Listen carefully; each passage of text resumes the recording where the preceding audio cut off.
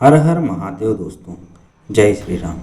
दोस्तों, आज हम जानेंगे कि जनेऊ होता क्या है, जनेऊ पहनने का हिंदू धर्म में क्या महत्व है और कौन कौन इस जनेऊ को धारण कर सकता है। आज के वीडियो में हम यह जानेंगे कि जनेऊ होता क्या है। तो वीडियो को शुरू करने से पहले अगर आप हमारा यह वीडियो देख रहे हैं तो हमारे वीडियो को लाइक और हमारे चैनल को सब्सक्राइब जरूर कर दीजिएगा। हिंदू धर्म में जनेऊ धारण करने का एक विशेष महत्व है। यज्ञोपवीत को ही जनेऊ कहा जाता है।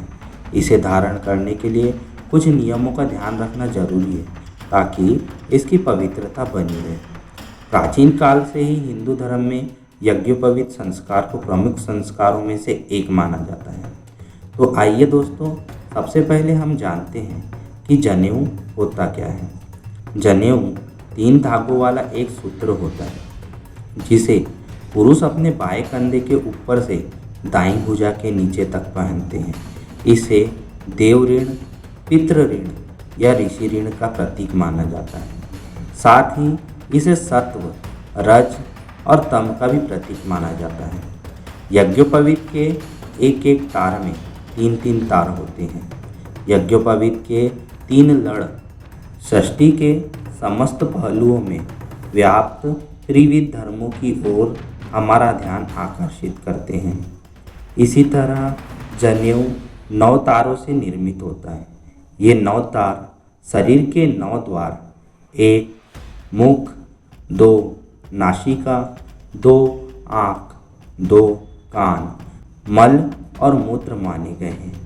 इसमें लगाई जाने वाली 5 गांठें ब्रह्म, धर्म, अर्थ, काम और मोक्ष का प्रतीक मानी गई है। यही कारण है कि जनेऊ को हिंदू धर्म में बहुत पवित्र माना गया है। इसकी शुद्धता को बनाए रखने के लिए इसके कुछ नियमों का पालन करना अति आवश्यक है। आइए दोस्तों, अब हम जानते हैं कि यज्ञोपवीत संस्कार क्यों जरूरी है। बुरे संस्कारों का नशा करके अच्छे संस्कारों को स्थायी बनाने के लिए यज्ञोपवीत संस्कार किया जाता है।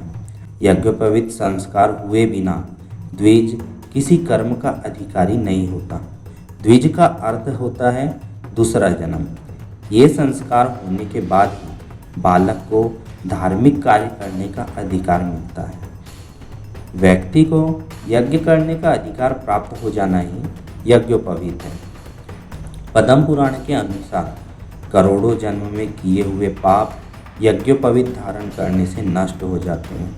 हिंदू मान्यताओं के अनुसार आयु, बल, बुद्धि और संपत्ति की वृद्धि के लिए यज्ञोपवीत पहनना बहुत जरूरी है।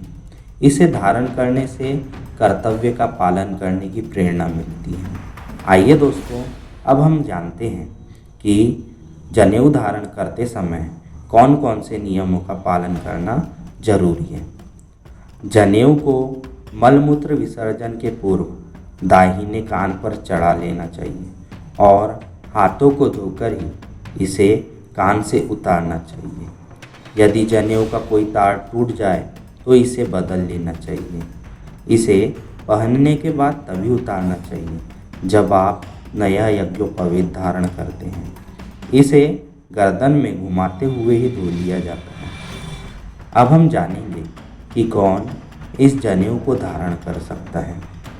जनेऊ का नाम सुनते ही सबसे पहले जो चीज़ मन में आती है वो है धागा। दूसरी चीज़ है ब्राह्मण। हमें लगता है कि केवल ब्राह्मण जनेऊ धारण कर सकते हैं, लेकिन ऐसा नहीं है। हिंदू धर्म में जनेऊ पहनना प्रत्येक हिंदू का कर्तव्य माना जाता है। हर हिंदू जनेऊ पहन सकता है, बशर्ते कि वह उसके नियमों का पालन करे। ब्राह्मण ही नहीं, समाज का हर वर्ग जनेऊ धारण कर सकता है। जनेऊ धारण करने के बाद ही द्विज बालक को यज्ञ तथा स्वाध्याय करने का अधिकार प्राप्त होता है। जनेऊ संस्कार के बाद ही शिक्षा का अधिकार भी मिलता है। इतना जानने के बाद आपके भी मन में यह सवाल उठता होगा कि क्या महिलाएं जनेऊ धारण कर सकती हैं? आइए दोस्तों, हम बताते हैं आपको। जिस लड़की को आजीवन ब्रह्मचार्य का पालन करना हो वह जनेऊ धारण कर सकता है। ब्रह्मचारी 3 और विवाहित 6 धागों की जनेऊ पहनता है। यज्ञोपवीत के 6 धागों में से 3 धागे स्वयं के होते हैं और 3 धागे पत्नी के बतलाए गए होते हैं। तो दोस्तों, यह है जनेऊ का महत्व। जनेऊ क्यों पहना जाता है और इसे पहनने के क्या क्या नियम होते हैं। दोस्तों, वीडियो अगर अच्छी लगी हो तो वीडियो को लाइक और हमारे चैनल को सब्सक्राइब कर दीजिएगा और कमेंट में हर हर महादेव जरूर लिख दीजिएगा।